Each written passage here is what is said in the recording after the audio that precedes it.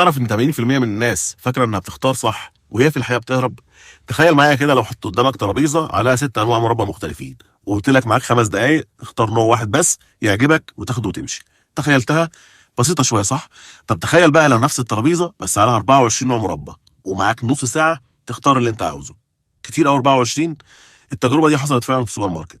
في يوم اتحط قدام الناس 6 انواع مربى ويوم تاني اتحط 24 نوع. النتيجه ان اليوم اللي كان فيه 6 انواع بس عدد العلب اللي اتباعت كان اكتر باضعاف مضاعفه من اليوم اللي كان فيه 24 نوع. طيب ليه؟ لانه ببساطه العقل ليه ليميت. لما الاختيارات تبقى قليله العقل بيقارن ويختار براحته، لكن لما العدد يكتر قوي العقل ما بيعرفش يكمل بنفس الطريقه دي. في اللحظه دي بنبطل ندور على احسن اختيار وبنبدا ندور على اخف اختيار. اخف اختيار على دماغنا بمعنى اخفف مجهود التفكير. فيا اما يختار بسرعه حاجه مألوفه قدامه، يا اما يقول مش دلوقتي ويسيبها ويمشي. علشان كده اليوم اللي كان فيه 6 انواع الناس اشترت اكتر، مش لان المربى كانت احسن لكن لان القرار وقتها كان مريح.